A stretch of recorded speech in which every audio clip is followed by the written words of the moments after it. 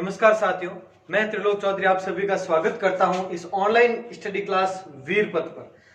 कल के वीडियो में हमने अरब सागर में जल ले जाने वाली नदियों के बारे में विस्तार पूर्वक चर्चा कर ली कल तक। आज के इस वीडियो में हम शुरू करेंगे बंगाल की खाड़ी में जल ले जाने वाली नदियों के बारे में। तो अब वे नदियां जो बंगाल की खाड़ी में अपना जल ले जाती है उसके बारे में देखो। आंतरिक नदियां यहां पर पढ़ ली, अरब सागर में जल ले जाने वाली यहां पढ़ ली। अब बात करते हैं हम बंगाल की खाड़ी में जल ले जाने वाली नदियों के बारे में। उसमें सबसे प्रमुख चंबल नदी का अपवाह तंत्र पूरा अगर पढ़ लिया आपने तो उसके बाद में तो 5-10 मिनट का है, बाकी सभी बाणगंगा हो या पार्वती सेकंड हो या गंभीर नदी हो, उन तीनों के बारे में है, वो 5-10 मिनट का है। मैं चंबल नदी का अपवाह तंत्र बहुत महत्वपूर्ण है और आज के इस वीडियो में कंप्लीट चंबल नदी के बारे में एक एक पॉइंट आपको करवा दिया जाएगा। ध्यान रखना आप, बहुत इंपॉर्टेंट चीज है ये। तो देखो चंबल नदी के बारे में, उद्गम होता है मध्य प्रदेश में जानापाव की पहाड़ियां। चंबल नदी का उद्गम जानापाव की पहाड़ियां, विंध्याचल पर्वतमाला है वहीं पर, विंध्याचल पर्वत मध्य प्रदेश, तो उद्गम मध्य प्रदेश की जानापाव की पहाड़ियों से। क्लियर? उसके बाद में यहां पर इस जगह पर स्थान है चित्तौड़गढ़ का चौरासीगढ़ नामक स्थान है चित्तौड़गढ़ का। कहां पर? ये इस जगह पर जहां से चंबल नदी राजस्थान में प्रवेश करती है। देखो एक एक पॉइंट किसी न किसी एग्जाम में पूछा गया है और आगे आने वाले एग्जाम्स में भी पूछा जाएगा, इसलिए एक एक पॉइंट पर ध्यान देना आप। फिर यहां पर आ गया, अब 6 जिलों में बहने वाली 3 नदियां हैं राजस्थान की। एक तो लूनी नदी के बारे में पढ़ लिया हमने, उसके बाद में बनास नदी के बारे में पढ़ेंगे अभी हम 6 जिलों में, और एक चंबल नदी। अब कौन से 6 जिले हैं यहां पर देखना। लूनी नदी में तो अजमेर, नागौर, पाली, जोधपुर, बाड़मेर, जालोर वगैरह ये थे 6 जिले। अब बनास में अभी हम इसी वीडियो में पढ़ लेंगे। अब चंबल के बारे में देखो, बनास तो इधर राजसमंद के बाद में राजसमंद, चित्तौड़गढ़, भीलवाड़ा, अजमेर, टोंक और सवाई माधोपुर, ये प्रक्रिया वो अभी हम पढ़ेंगे। अब यहां पर देखना, ये सबसे पहले चित्तौड़गढ़ हो गया यहां पर, उसके बाद में कोटा, उसके बाद में बूंदी, उसके बाद में सवाई माधोपुर, उसके बाद में करौली और करौली के बाद में धौलपुर। ये जिले चित्तौड़गढ़, कोटा, बूंदी, सवाई माधोपुर, करौली और धौलपुर, यही 6 जिले हैं जहां पर चंबल नदी का प्रवाह क्षेत्र है, चंबल नदी बहती है। उसके बाद में ये कहां चली जाती है? यूपी में, यहां पर एमपी, और फिर विलीन कहां पर होती है? यूपी में यहां पर इटावा जिला है, इटावा जिला, वहां पर ये यमुना में मिल जाती है। तो इस जगह पर यमुना नदी भी बहती है, तो यमुना नदी में मिल जाती है चंबल। तो ये चंबल का क्षेत्र है जहां पर ये बहती है, ये पॉइंट ध्यान रखना आप। उसके बाद में देखो, अतः 3 राज्यों में बहने वाली नदी, 3 राज्यों में कैसे? एमपी हो गया, राजस्थान हो गया और यूपी हो गया, 3 राज्यों में बहने वाली नदियां। कितनी नदियां ऐसी? 2 नदियां। एक कौन सी? जो पिछले वीडियो में हमने पढ़ा था, माही नदी मध्य प्रदेश, राजस्थान और गुजरात में बहती है, और ये मध्य प्रदेश, राजस्थान और उत्तर प्रदेश में बहती है। ये हो गया पॉइंट। उसके बाद में देखो उपनाम, इस नदी के कुछ उपनाम है प्रमुख, वो देखो। राजस्थान की कामधेनु जो गाय है उससे संबंधित है। राजस्थान की कामधेनु क्यों कहते हैं? क्योंकि ये 12मासी नदी है, यानी कभी सूखती नहीं है। ज्यादातर नदियां राजस्थान में ऐसी होती है जो बारिश के समय तो चलती है लेकिन गर्मियों में वो सूख जाती है। लेकिन ये और एक माही नदी, ये 12मासी नदियां दोनों, लेकिन इसका उपनाम भी है। राजस्थान की कामधेनु चर्मणवती नदी, नित्यवाही नदी, या 12मासी, एक ही बात है। नित्यवाही यानी हमेशा बहने वाली, 12मासी यानी 12 माह बहने वाली। राथा नदी इसी को कहते हैं, चंबल को ही राथा भी कहा जाता है। तो ये हो गए इसके उपनाम। और एक ध्यान रखना, सर्वाधिक सतही जल वाली नदी चंबल नदी है, ध्यान रखना। और अगर बात करें सर्वाधिक जल ग्रहण वाली, तो वो बनास, जल ग्रहण वाली नदी बनास है, जो हम पढ़ेंगे अभी। लेकिन सतही जल सर्वाधिक कहां पर है? चंबल नदी में है। अब बात करते हैं इसकी कुल लंबाई के बारे में। इसकी कुल लंबाई है 966 किलोमीटर। कुछ गाइड में आप 965 भी देखोगे, एक ही बात है, 965 या 966 एक ही है। 965 पॉइंट समथिंग है तो वो 65-66 एक ही बात है। अब राजस्थान में इसकी लंबाई है वो 135 किलोमीटर, मतलब यहां से लगाकर यहां तक, ये तो होगी टोटल कितनी 966, और जो ये राजस्थान में बहती है वहां पर 135 किलोमीटर। अब राजस्थान में ये 135 है, वो यहां से यहां तक की है। एक पॉइंट ध्यान रखना, ऐसा नहीं कि यहां से लगाकर यहां तक सिर्फ 135 ही होगा क्या, ये भी पॉइंट समझने वाला है। तो इसलिए 135 यहां से प्रवेश करते, यहां से लगाकर सवाई माधोपुर की यहां सीमा तक ही 135। आगे क्या है, क्यों है, वो ध्यान से सुने आप और समझना भी ये पॉइंट। इसमें राजस्थान और मध्य प्रदेश,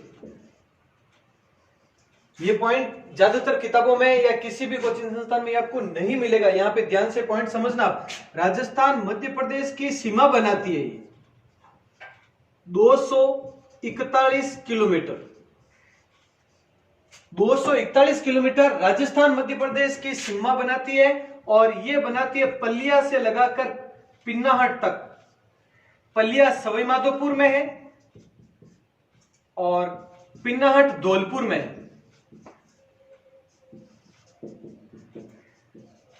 तो ये हो गया 241, मतलब इस जगह पर यहां पर एक स्थान है पलिया, और ये कहां पर है? सवाई माधोपुर। यहां से लगाकर इस जगह पर एक स्थान है पिन्नाहट, और पिन्नाहट कहां पर है? धौलपुर। पिन्नाहट धौलपुर वहां पर भी लिखा है, देख लेना आप आराम से। तो यहां से लगाकर यहां तक की ये दूरी है वो 241 किलोमीटर है, मतलब ये राजस्थान और मध्य प्रदेश की सीमा बनाती है। यहां से ये नदी कभी कुछ दूरी तक इधर एमपी में भी बहती है, राजस्थान में भी बहती है, सीमा पर बहती है। तो ध्यान रखना 241 ये हो गई, और यहां पर सिर्फ राजस्थान में है तो वो 135 किलोमीटर राजस्थान में इसका बहाव क्षेत्र है। और एक चंबल नदी की सर्वाधिक चौड़ाई और ऊंचाई इस स्थान पर है, यानी केशोरायपाटन।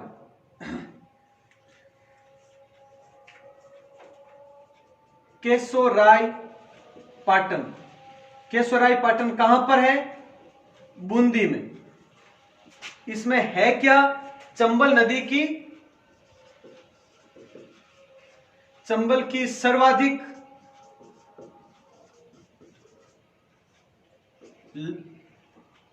ऊंचाई व चौड़ाई, ऊंचाई व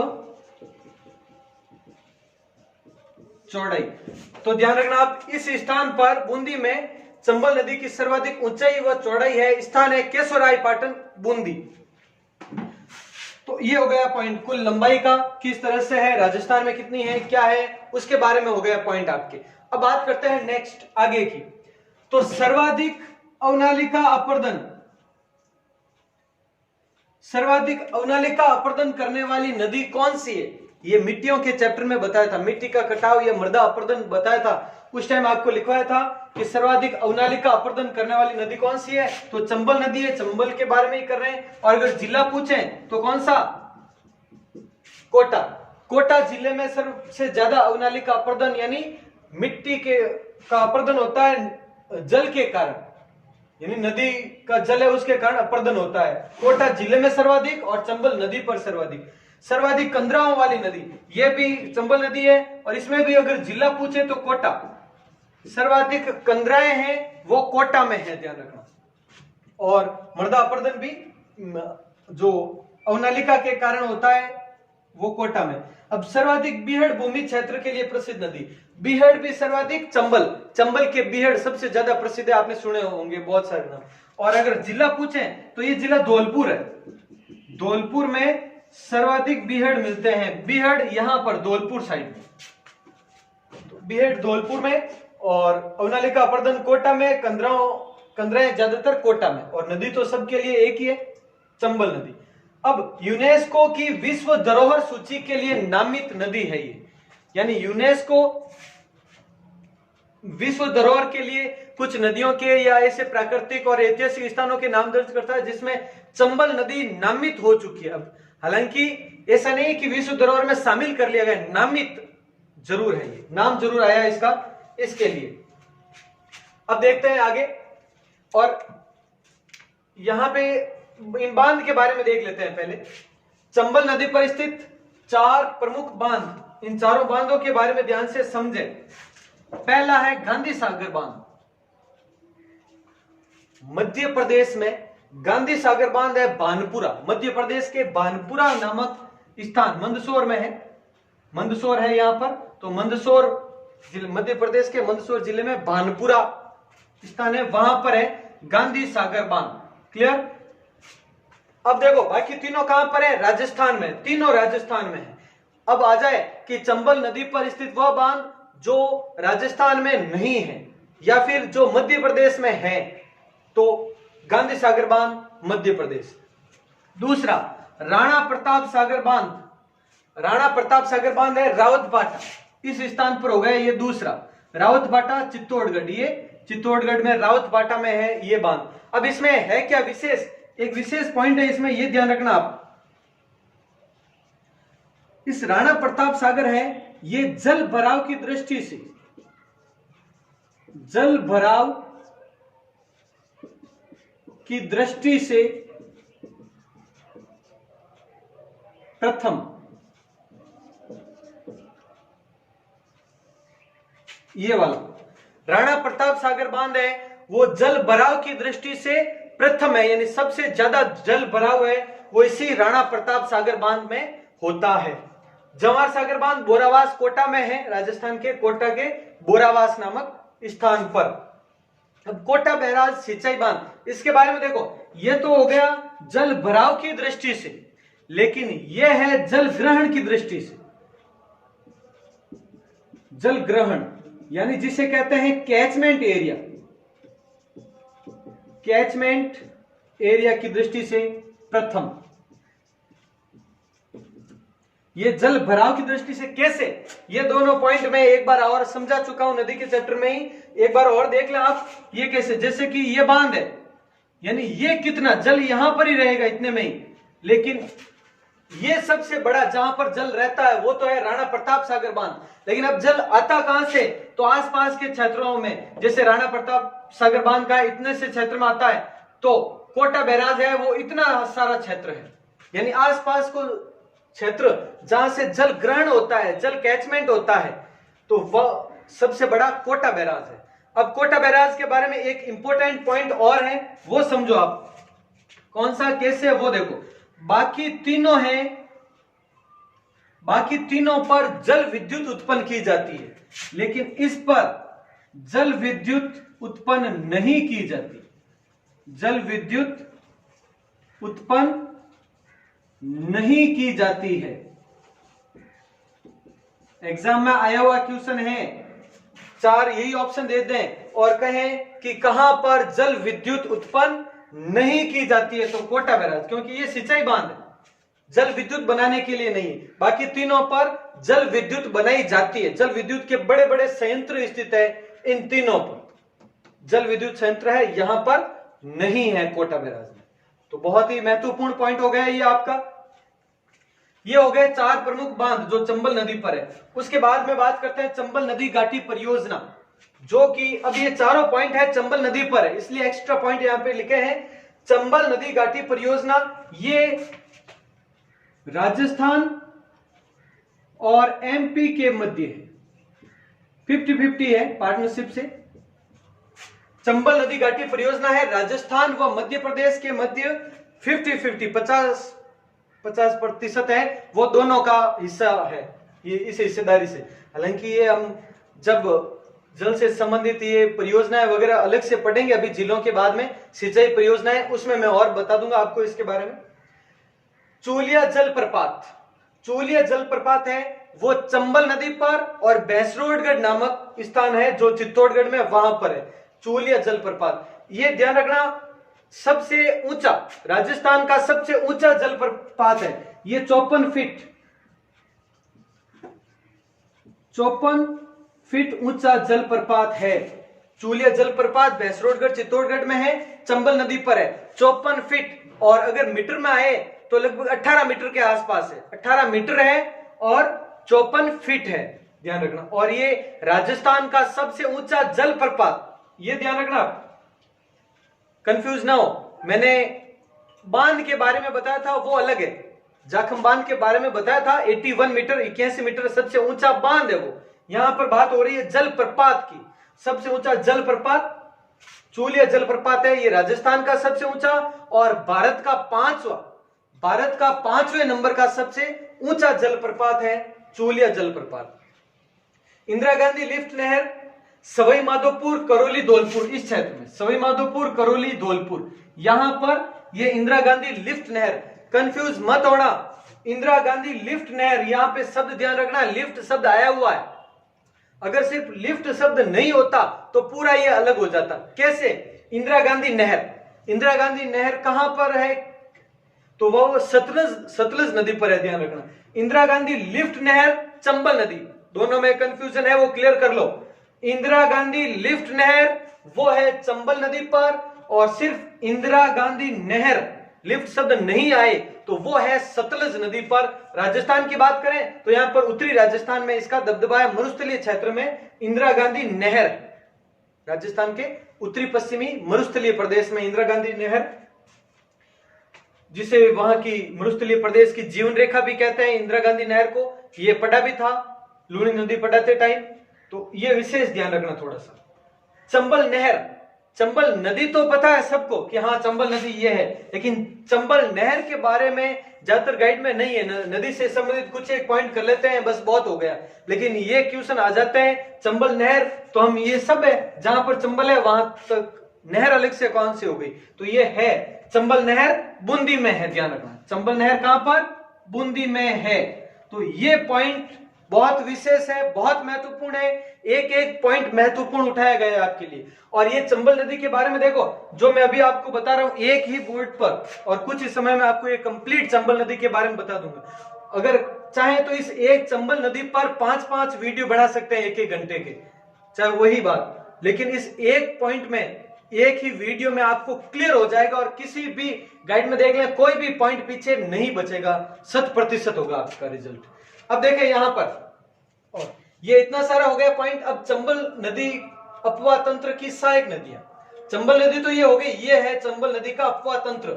अब इसकी सहायक नदियां ध्यान रखें, ये अभी तक जो भी हमने पढ़ा है वो सब का सब क्या है? चंबल नदी अपवा तंत्र। और इसकी सहायक नदियां कौन कौन सी है वो देखें। बनास सबसे प्रमुख है वो बनास नदी है, बनास के लिए और इसके सहायक नदियों के लिए भी काफी अभी चर्चा होगी, क्योंकि बहुत ज्यादा सबसे ज्यादा क्वेश्चन पूछे जाते हैं बनास नदी के बारे में। कुछ एक जो चंबल है, माही है, लूणी है, बनास है, ऐसी 4-5 नदियां जिनके बारे में बहुत गहराई से हमें जानकारी प्राप्त करनी चाहिए, क्योंकि इनके एग्जाम में क्वेश्चन बहुत ज्यादा पूछते हैं। तो बनास सबसे प्रमुख और सबसे महत्वपूर्ण है। उसके बाद क्यों, और सबसे ज्यादा त्रिवेणी संगम इसी बनास नदी पर है। काली सिंध नदी इसकी दूसरी प्रमुख नदी है। उसके बाद में छोटी मोटी नदियां हैं, बामनी नदी है, मेज है, आलनिया नदी है, चाकण है, सीप है, कुराल है, गुंजाली, ओराई, और एक पार्वती फर्स्ट, ये भी इसकी सहायक नदियों में ही है। पार्वती दो अलग अलग, एक पार्वती तो स्वतंत्र रूप से जाती है, और एक पार्वती इस क्षेत्र में बहती है। चंबल की सहायक नदी है जो इस क्षेत्र में बहती है, जिसके बारे में अभी आपको बताऊंगा मैं डिटेल में। तो ये हो गई उसकी सहायक नदियां कंप्लीट। तो चंबल और इसके बारे में एक एक पॉइंट अति महत्वपूर्ण पॉइंट, पहले तो आप इसका स्क्रीनशॉट ले लें आराम से, उसके बाद में समझे। अब हम बात करेंगे इनकी सभी सहायक नदियों के बारे में। ये पॉइंट देख लेना, ये सब एक एक पॉइंट लिख लेना आप अलग से, और उसके बाद में इन सहायक नदियों के नाम लिखें इनके बारे में। अब देखो, अब हम करेंगे कैसे आगे के पॉइंट, ताकि समझ में जल्दी आए, कंफ्यूज नहीं होने चाहिए। ये हर बार मैं मैप इसीलिए बना रहा हूं साथ में, ताकि आप कोई भी कंफ्यूज ना हो कि कौन सी नदी कैसे है, कहां पे। साथ साथ में माइंड में वही चलना चाहिए आपके। चंबल नदी कह दिया तो आपका ये क्षेत्र माइंड में आना चाहिए कि हाँ यहाँ पर है, ये जिले हैं, ये पूरा है। यहाँ पे आई तो वो जिले जहां पर कि ये सहायक नदी आई साथ में, तो वो उन जिलों से होकर इसमें मिलती है। ये माइंड में साथ साथ में वो जिले घूमने चाहिए आपके। तो इसीलिए देखो, पहले अब हम करेंगे बनास और इसकी सहायक नदियां। काली सिंध इसकी सहायक नदी, ये 2-3 है जो प्रमुख है, बाकी तो इनकी ज्यादा सहायक नदियां कुछ नहीं है, ये खुद साधारण सी छोटी सी नदियां हैं। सबसे बड़ा भाग है वो बनास का ही होगा। ठीक है, स्क्रीन चेंज की जाए अब। चलो अब आगे, हमारी टेक्निकल टीम काफी एक्टिव है। चलो आगे, और लिखू मैं फूट रहा घनी।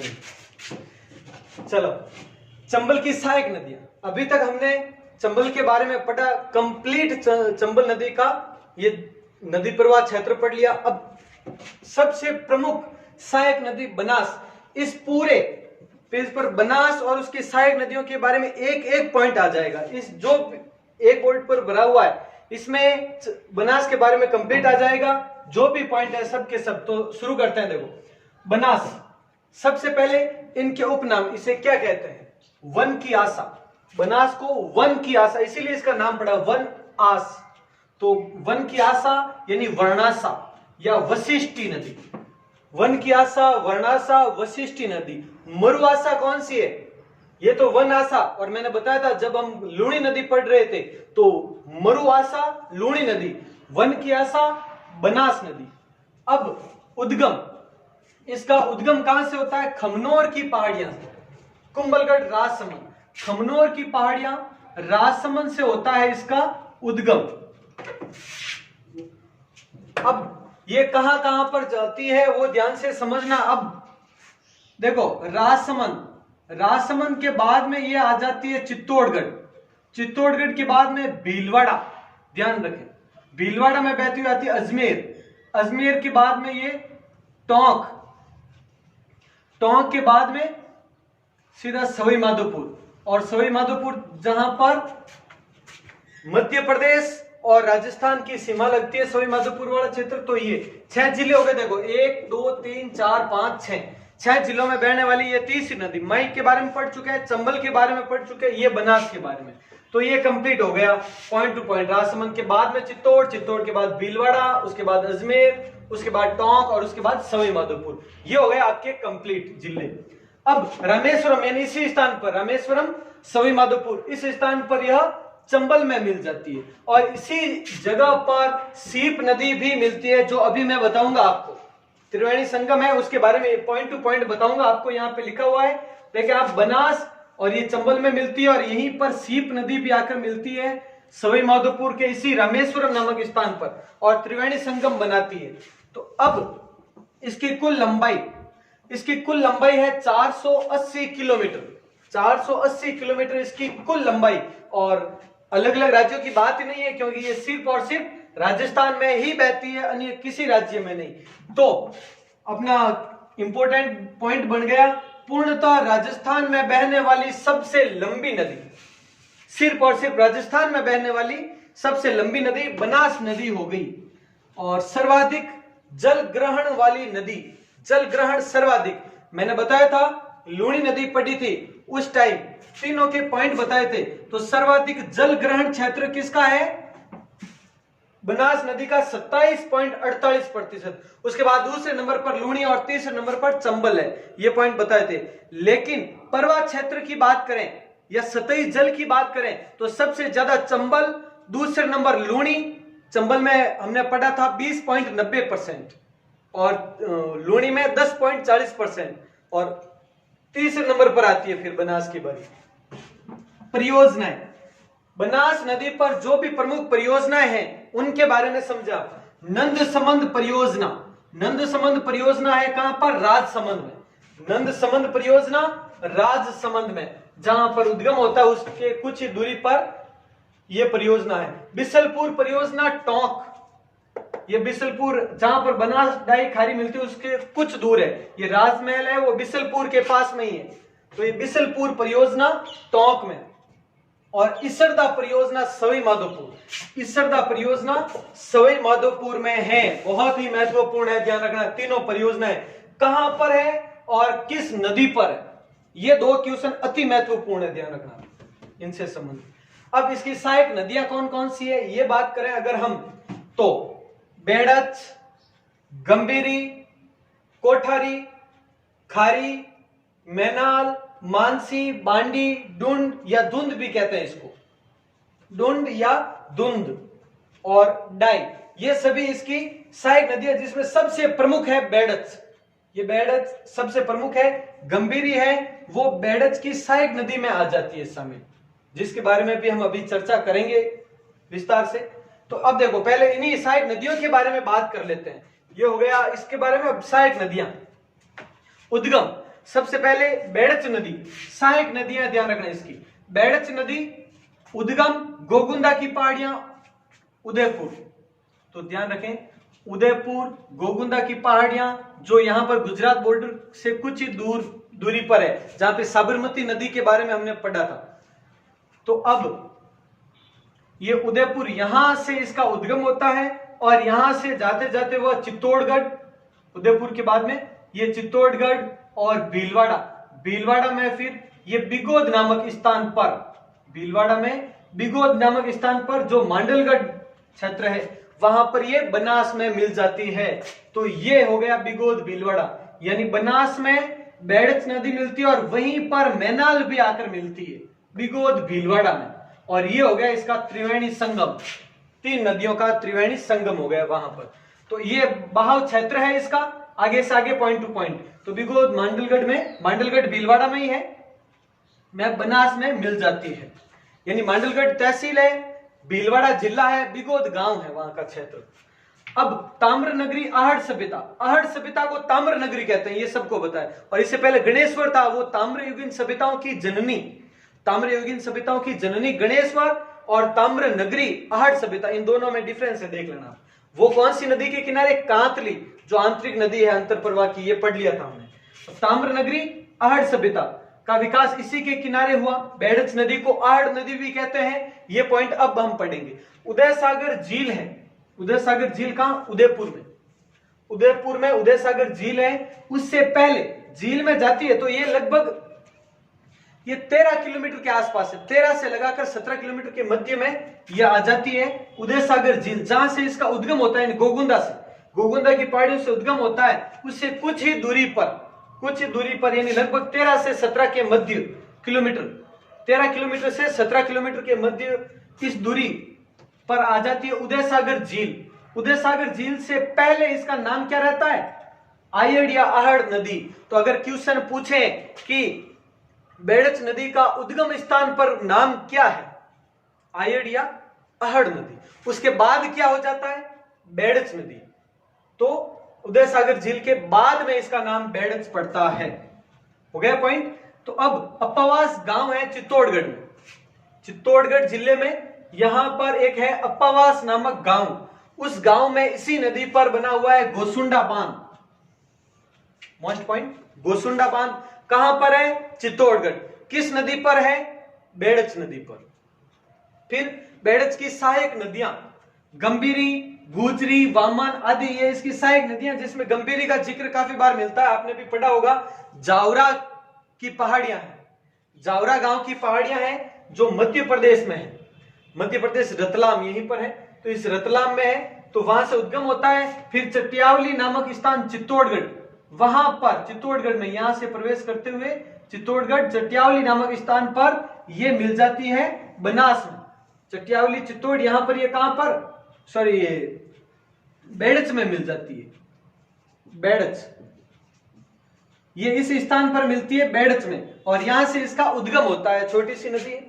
अब कोठारी नदी, कोठारी नदी के बारे में देखो आप, दिवेर राजसमंद, कोठारी नदी दिवेर राजसमंद से इसका उद्गम होता है, और ये नंदराई नामक स्थान है भीलवाड़ा में, राजसमंद से उद्गम और भीलवाड़ा में नंदराई नामक स्थान पर बनास में विलीन हो जाती है, बनास में मिलती है। तो बनास की प्रमुख सहायक नदी में कोठारी भी है, बेड़ज के बाद में कोठारी प्रमुख नदी। अब इसके किनारे बागोर सभ्यता, बागोर सभ्यता के बारे में सुना होगा आपने, कृषि के अवशेष मिले थे सर्वप्रथम, बहुत महत्वपूर्ण है ये बागोर सभ्यता। तो इसके किनारे बागोर सभ्यता विकसित हुई थी। तो बागोर सभ्यता और कहां पर, भीलवाड़ा में ही। बागोर सभ्यता भी भीलवाड़ा में ही थी और कोठारी नदी के किनारे थी। नदी कोठारी, स्थान भीलवाड़ा, और इस नदी पर मेजा बांध बना हुआ है। मेजा बांध कहां पर, भीलवाड़ा में। किस नदी पर, कोठारी नदी पर स्थित है। तो ये कोठारी नदी के बारे में हो गया। अब एक खारी नदी, ये वाली जो इसकी प्रमुख है, खारी, तीनों नदियों के बारे में इसीलिए पॉइंट लिखवा दिया अलग से, बाकी ज्यादातर एग्जाम में पूछा नहीं जाता है। सिर्फ इतना सा सहायक है कि हाँ बनास की सहायक है कि हाँ खारी नदी है, बस इतना सही। तो खारी नदी का उद्गम राजसमंद से होता है, राजसमंद के बाद ये भीलवाड़ा में, फिर अजमेर, अजमेर से टोंक, साथ साथ में चलती है, लेकिन मिलती कहां पर है, फिर लास्ट में टोंक में मिलती है। वो भी कहां पर, राजमहल, बिसलपुर के पास में है एक राजमहल टोंक में, तो वहां पर ये मिलती है बनास में, जहां पर डाई नदी भी आकर मिलती है। तो त्रिवेणी संगम बन जाता है इसका, बनास में विलीन हो जाती है। तो ये देखो टोटल 5 त्रिवेणी संगम है राजस्थान में, नदियों के 3 नदियां मिलती है वहां पे त्रिवेणी संगम 5 है, जिनमें से एक हमने पढ़ लिया माही, सोम, जाखम, वेणेश्वर धाम, डूंगरपुर, वो हो गया। उसके बाद में 4 है, वो चारों बनास से संबंधित है। बनास, संबल, सीप, तीनों का त्रिवेणी संगम सवाई माधोपुर रामेश्वरम नामक स्थान पर। बनास, मैनाल, बेड़च, बिगोद मांडलगढ़ क्षेत्र में है, मांडलगढ़ तहसील, बिगोद गांव, भीलवाड़ा, वहां पर इन तीनों का बनास, मैनाल, बेड़च। फिर बनास, डाई, खारी, यानी कहने का मतलब सबसे पहले अगर बात करें तो भीलवाड़ा में पहला त्रिवेणी संगम बनास, मैनाल, बेड़च हो गया। उसके बाद बनास, डाई, खारी, टोंक, बनास, डाई, खारी, राजमहल, बिसलपुर के पास में टोंक। फिर बनास, बांडी, मानसी, जोधपुरिया, ये भी यहीं पर टोंक। और फिर बनास, चंबल, सीप, सवाई माधोपुर, यहां पे जहां पे चंबल में मिलती है अंतिम रूप से। तो ये 4 त्रिवेणी संगम। और जोधपुरिया सभ्यता स्थल भी है, मैंने बताया था। एक है जोधपुर, जो हमारा जोधाना है ये सन सिटी। एक जोधपुरा, जोधपुरा कहां पर है, जयपुर में, साबी नदी के किनारे। जोधपुरा सभ्यता स्थल वो जयपुर में है, साबी नदी के किनारे, और जोधपुरिया वो टोंक में है।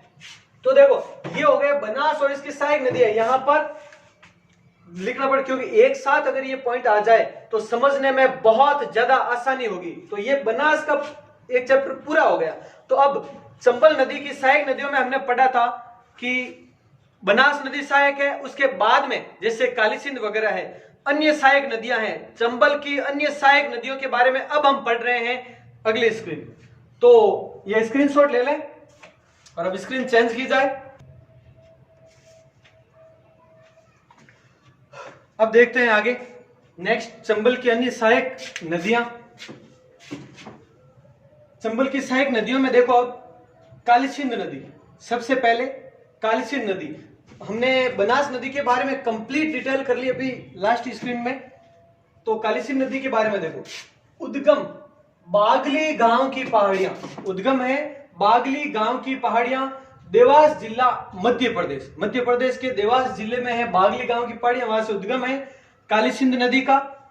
बिंदा गांव जो कि झालावाड़ में है, वहां से राजस्थान में प्रवेश करती है। बिंदा गांव झालावाड़, वहां से राजस्थान में प्रवेश। और उसके बाद नानेरा गांव कोटा, कोटा में नानेरा गांव है, तो नानेरो कट है कोटा, चंबल में मिल जाती है। और नानेरा में एक बड़ा है, एक और बहुत ही मोस्ट चीज है नानेरा में, नानेरा तो है जी को है ही है, उसके अलावा है कपिल मुनि की तपस्या स्थली। ध्यान रखना ये कला संस्कृति का महत्वपूर्ण क्वेश्चन है कि कपिल मुनि की तपस्या स्थली कहां पर है, नानेरा गांव कोटा, इसी जगह पर है। और इसी गांव में काली सिंध नदी चंबल में मिलती है। दोनों पॉइंट साथ में कंबाइन करके याद रखना आप।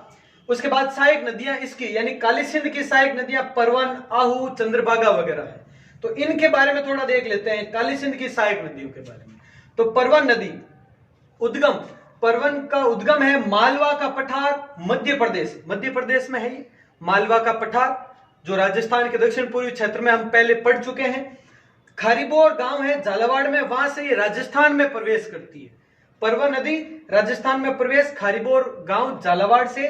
फिर पलायता गांव बारा, यहां इस गांव में ये काली सिंध में मिल जाती है। तो ये काली सिंध की सहायक नदी हो गई।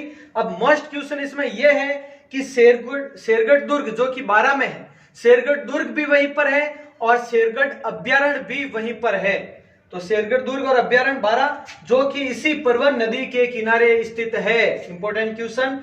और मनोर थाना दुर्ग के बारे में आपने सुना होगा।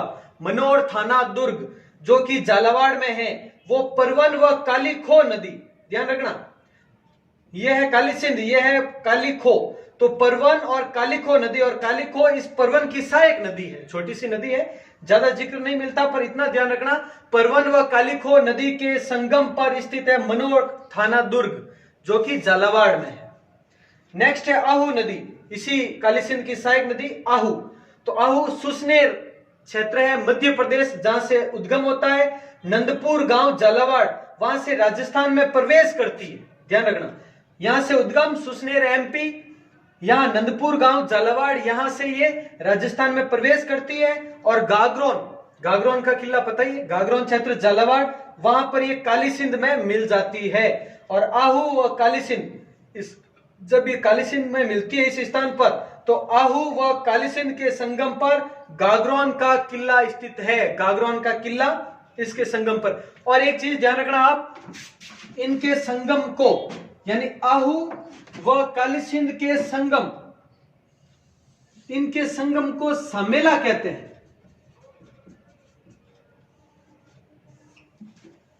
आहू नदी व काली सिंध नदी के संगम को समेला कहते हैं, ये पॉइंट भी ध्यान रखना आप साथ में। और यहीं पर गागरोन का किला स्थित है। तो ये काली सिंध और उसके सहायक नदियां हुई। अब चंबल की अन्य सहायक नदियां देखो,